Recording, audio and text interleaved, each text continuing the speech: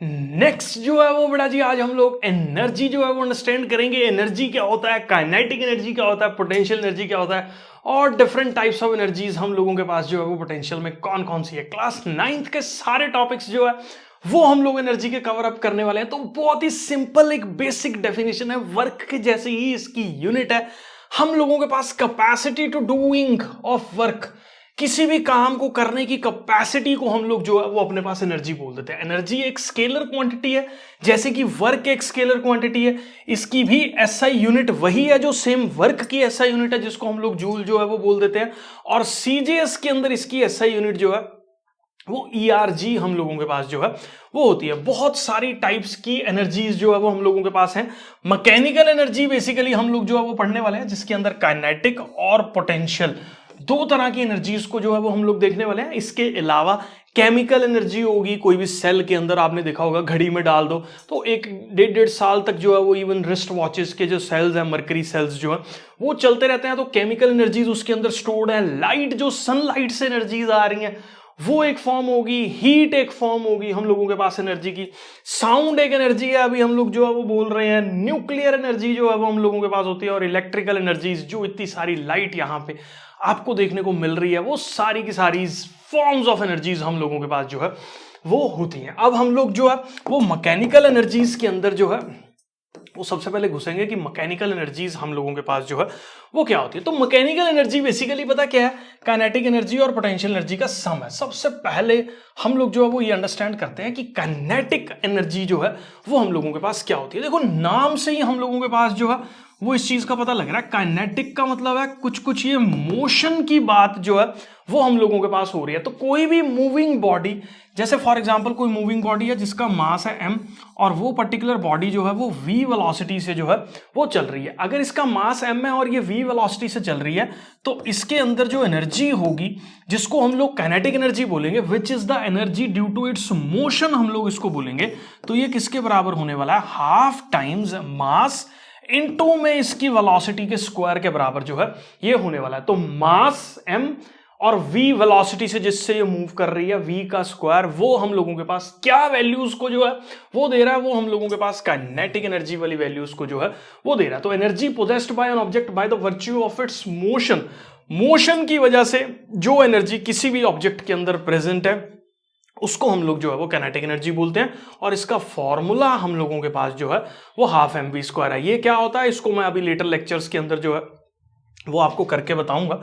तो m मास हो गया और v जो है वो हम लोगों के पास जो है वो वेलोसिटी के बराबर जो है वो हो गया। मैं एज्यूम करके चल रहा हूं काइनेटिक एनर्जी की बेसिक क्लास 9th के ऊपर जो चीज आपको अंडरस्टैंड करनी थी वो यहां पे जो है वो समझ आ गई है। अब एक जो है वो सिंपल फंडा मैं आपको जो है वो क्वेश्चन के तौर पे यहां पे करके जो है वो बता रहा हूं, ध्यान से इसको जो है वो अंडरस्टैंड कर लेना।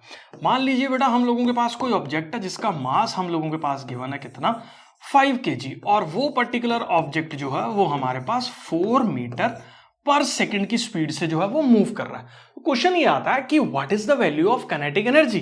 तो काइनेटिक एनर्जी का फॉर्मूला हम लोगों के पास, मैं यहाँ पे के ई से जो है वो रिप्रेजेंट कर रहा हूं, किसके बराबर हो गया, हाफ इंटू में m इंटू में v का स्क्वायर। तो हाफ इंटू में मास कितना है हम लोगों के पास 5 kg, v वेलोसिटी है विच इज 4 का स्क्वायर, तो 16। यहां पे सॉल्व करोगे तो हाफ इंटू 5 इंटू 16 हो गया।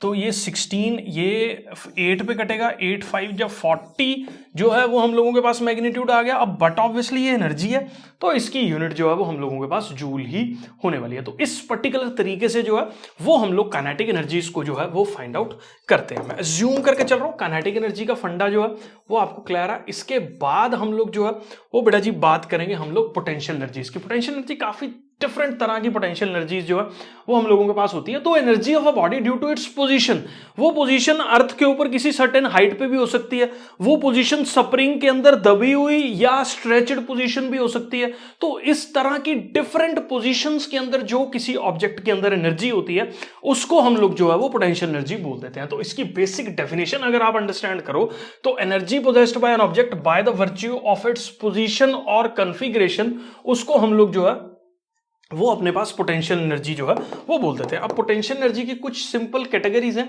जो हम लोग जो है वो यहां पे अंडरस्टैंड करने वाले हैं। तो पहली एनर्जी होगी which is gravitational potential energy. Gravitational potential energy को ना मैंने अभी जो है वो पीछे प्रूव किया था कि ये मान लो फोर्स लग रहा है अर्थ का जो है वो, और ये h हाइट है, तो ये बॉडी अगर यहां से यहां गिर रही है तो कितनी एनर्जी जो है वो इसकी चेंज होने वाली है। वो फोर्स लग रहा है इसके ऊपर mg, ठीक है, और कितनी हाइट जो है ये मूव कर रही है, कितना डिस्टेंस मूव कर रही है mgh। अब देखो डिस्प्लेसमेंट और फोर्स दोनों सेम डायरेक्शन में लग रहे हैं, तो इसीलिए एंगल जो है वो 0 डिग्री बन रहा है। तो एनर्जी कितनी पोजेस होगी यहाँ पे, mgh पोजेस होगी। तो इस पर्टिकुलर पॉइंट पे जो ऑब्जेक्ट पड़ा था वो अपने आप से जो है वो ग्रेविटी के इंपैक्ट की वजह से जो है वो नीचे मूव किया। तो भाई उसके अंदर कुछ तो एनर्जी थी तभी मूव किया ना।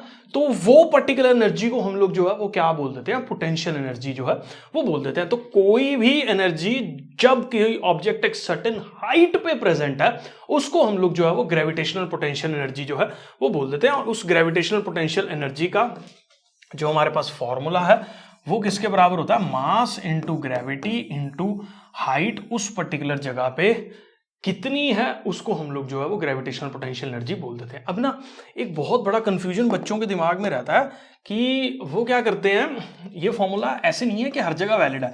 मान लो आप अर्थ के ऊपर हो, मान लो आप 1000 किलोमीटर हो, अर्थ के ऊपर खड़े हो, तो वहां पे आप ये फॉर्मूला नहीं लगा सकते हो mgh जो है वो।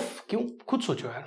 ग्रेविटी, मैंने जब ग्रेविटेशन चैप्टर बताया था ना तो कैरेक्टरिस्टिक्स ऑफ ग्रेविटेशन के अंदर मैंने आपको एक चीज बताई थी, जैसे जैसे ऊपर जा रहे हो ग्रेविटी डिक्रीज कर रही है।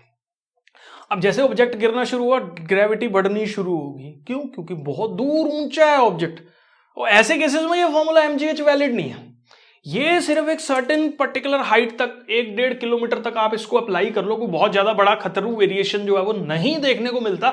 ये नहीं है आपने 1000-2000 किलोमीटर आप अर्थ के ऊपर हो और आप mgh से जो है वो पोटेंशियल एनर्जी निकाल रहे हो, बिल्कुल गलत होगी ये पर्टिकुलर जो अप्रोच है। आपको याद रखना है कि ये जो सर्टेन हाइट जो इसके अंदर यहां पे फॉर्मूला के अंदर अपने को पुट करनी है mg, और ये वाली हाइट, ये पर्टिकुलर हाइट बहुत ज्यादा एक्स्ट्रा ऑर्डिनरीली दूर नहीं होना चाहिए।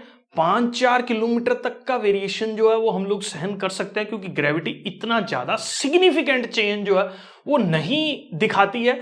लेकिन जैसे जैसे हम लोग और सर्टेन हाइट पे बढ़ते रहते हैं तो एकदम r² से जो है वो बहुत ज्यादा वेरिएशंस जो है वो ग्रेविटी के अंदर जो है वो देखने को मिलती हैं, जिससे ग्रेविटी जो है वो बदल जाती है। तो mgh पोटेंशियल एनर्जी का फॉर्मूला लेकिन सब जगह वैलिड नहीं है। कोई अगर आपका टीचर बेवकूफ बनाया कि भैया आप 100 किलोमीटर अर्थ के ऊपर हो तो बताओ कितनी पोटेंशियल एनर्जी होगी, वहां पे mgh फॉर्मूला आप बिल्कुल भी नहीं जो है वो लगाओगे। ये चीज आप अंडरस्टैंड कर लो, क्योंकि 100 किलोमीटर ऊपर ग्रेविटी की वैल्यू डिफरेंट होगी।